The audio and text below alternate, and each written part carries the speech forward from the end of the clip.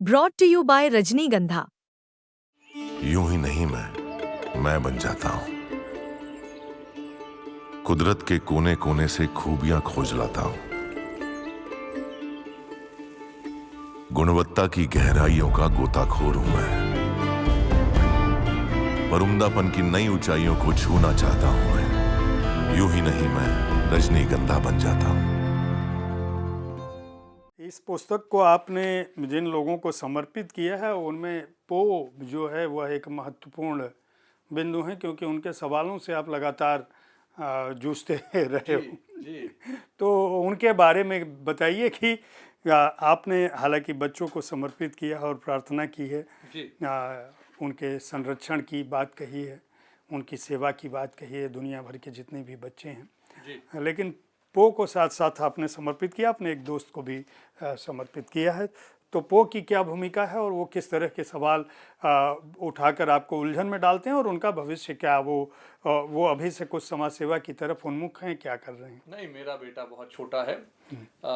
उसका नाम इनकलाब है और इनकलाब नाम रखने के पीछे हमारी सोच ये थी कि हमने ये सोचा कि इनकलाब अगर हमारे घर नहीं पैदा हुआ तो कहीं नहीं होगा। तो हमने देखा कि इनकलाब जो है वो नहीं है किसी का नाम। और जिन महान हस्ती ने, हसरत मोहानी साहब ने इनकलाब जिंदाबाद का नारा दिया था, भगत सिंह ने उसको पूरी दुनिया में लेके गए, लेकिन उनके परिवारों में भी किसी का नाम इनकलाब नहीं रखा गया। तो हमने अपने बेटे का नाम रखा, तो पो हम उसे प्यार से बुलाते हैं। तो एक किताब में तो मैंने उसका थोड़ा सा जिक्र किया, पर दूसरी किताब में वो पूरी किताब की शुरुआत उसके प्रश्न से हुई। जी, तो उसने सबसे पहले ये कहा कि अंतरिक्ष की, संसार की संरचना कैसे हुई।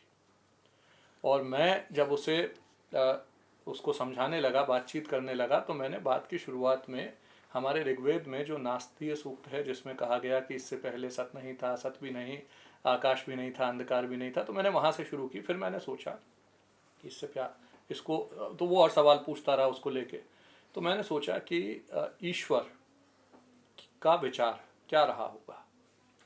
तो ईश्वर का विचार सबसे पहले रहा अगर सृजन, तो वो प्रेम से निकला। और जैसे ही पहला एक विचार आया, वैसे ही समय की संरचना हुई। और इसको बैलेंस करने के लिए दुनिया में जो दूसरा विचार आया वो था न्याय। तो न्याय वो नहीं है जो विधि है, न्याय वो नहीं है जो कानून है, न्याय वो नहीं है। तो एक जो नेचुरल लॉ है, एक जो जिसमें वो न्याय जिसमें पृथ्वी को सूरज से उतनी ही दूर रहना है जितनी दूर रहना है जिससे जीवन की उत्पत्ति होगी, जिसमें चंद्रमा पृथ्वी से उतनी ही दूर रहेगा ताकि उसी हिसाब से जो है ये प्रकृति भाता रहे। तो प्रकृति की संरचना में प्रेम और न्याय दो मूल सिद्धांत रहे, ये ऐसा मुझे लगा। और मेरे बेटे के साथ बातचीत में निकल के आया, जहाँ से हमने इस विचार की संरचना की और ये मौलिक अधिकार तक इसको लेके गए। तो बहुत बहुत आभार आपका। मैं अपने दर्शकों को बता दूं कि प्रभात प्रकाशन ने इस पुस्तक का प्रकाशन किया है, व्हेन चिल्ड्रन हैव चिल्ड्रन।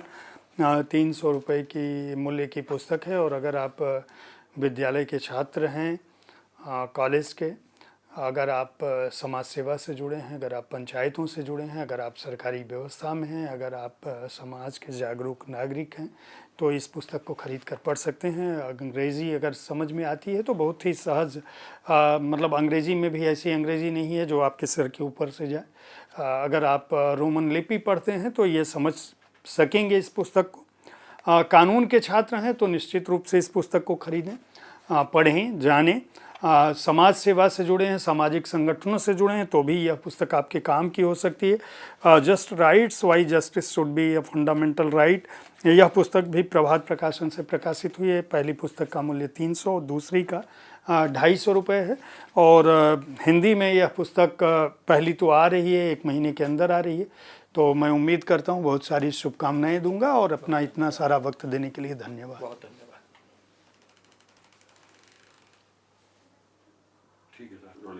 इस बच्ची को मैं फोटो खींच देते पहले, जो फोटो खींचता है। इस बच्ची को सबसे पहले मैं लगभग वर्ष 2004 में नेपाल में तांग प्रदेश में यात्रा करते हुए मैंने इसे देखा।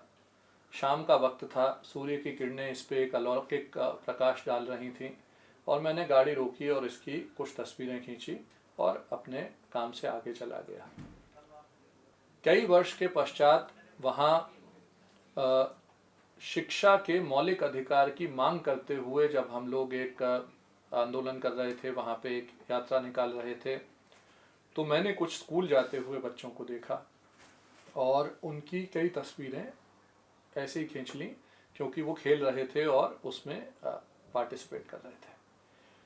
तो लगभग 2-3 महीने के बाद जब मैं इन तस्वीरों को कुछ डिलीट कर रहा था, कुछ उसमें देख रहा था, तो मैंने ये पाया कि ये बच्ची जो मुझे 2004 में मिली थी, इस बच्चे को अपने ऊपर उठाए हुए आज ये स्कूल का बस्ता लिए हुए स्कूल जा रही थी। हमारे ही एक कार्यक्रम में इसको शिक्षा से जोड़ दिया गया था और 2009 में जो इस पे बोझ संसार और समाज ने डाला था अपने बेटे या भाई को अपने ऊपर लेके चलने का, आज वो बदल चुका था और आज उसकी पूरी जिम्मेदारी बदल के ये स्कूल बैग की हो चुकी थी।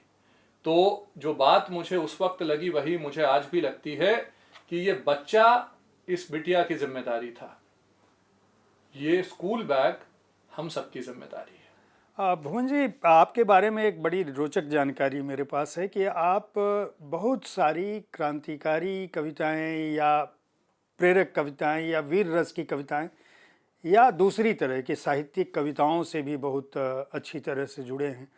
और ये कविताओं से जो आपका लगाव था वो कब हुआ और उससे जुड़ी कोई घटना, ये ऐसा कैसे हुआ कि एक व्यक्ति जो विशुद्ध रूप से कानून का जानकार है, समाज सेवा से जुड़ा है, वह साहित्य की तरफ और इस तरह से याद कर ले रहा है अच्छी अच्छी कविताओं को? कानून का जानकार होने से पहले भी आदमी के बचपन में जीवन था। तो मेरे बचपन की एक घटना याद आती है। दरअसल एक कविता के एक वाक्य में पूरे ब्रह्मांड की संरचना हो सकती है। तो चाहे वो रश्मि रथी में जिस तरह से आदरणीय दिनकर जी ने कहा, चाहे वो किसी और ने, अभी हम यहाँ बैठे हैं तो हरिओम पवार जी की फ़ोटो मैं देख रहा हूँ यहाँ लगी हुई है, तो एक वाक्य में आप पूरे ब्रह्मांड की संरचना कर सकते हैं। मेरे बचपन में एक घटना मुझे याद है, मैं 4-5 साल का रहा हूँगा। एक कार्यक्रम आयोजित किया गया था, कैप्टन लक्ष्मी सहगल जो रानी झांसी रेजिमेंट की आज़ाद हिंद फौज की स्वाधीनता संग्राम की अग्रणी सिपाही रहीं और मैं समझता हूँ कि भारत में सभी बच्चियों के लिए एक प्रेरणा स्रोत रहीं। तो उनके सम्मान में एक कार्यक्रम था, मेरी उम्र रही होगी 4-5 साल। तो उन्होंने मुझे कहा मंच पे बुला के कि कोई कुछ बात कहो, अपनी कविता सुनाओ। तो मैंने वहाँ एक भाषण दिया और भाषण देने के बाद मैंने उसके अंत में ये 4 लाइनें कहीं कि चाह नहीं मैं सुरबाला के फूलों में गूंधा जाऊं, चाह नहीं मैं सुरबाला के फूलों में गूंधा जाऊं, चाह नहीं प्रेमी माला में बिंद प्यारी को ललचाऊं, चाह नहीं सम्राटों के शव पर हे हरिहर डाला जाऊं, मुझे तोड़ देना बनमाली उस पथ पर तुम देना फेंक, मातृभूमि पर शीश चढ़ाने जिस पथ जाए वीर अनेक। तो कैप्टन लक्ष्मी सहगल ने मुझे भावनाओं में, प्रेम में गोदी में उठा लिया और बहुत प्यार से आशीर्वाद देते हुए जो उनको वहाँ सम्मान स्वरूप राशि दी गई थी वो मेरी शिक्षा के लिए उन्होंने मुझे दे दी। तो मेरे जीवन की जो पहली, आप सोच सकते हैं, कमाई कह लें उसे या आशीर्वाद कह लें या किसी भी तरह का आर्थिक ये कह लें कि मानदेय है, तो वो कानून या समाज सेवा या किसी और चीज़ से नहीं आया, वो कैप्टन लक्ष्मी सहगल के आशीर्वाद से आया था। तो वो ये मुझे घटना याद आती है।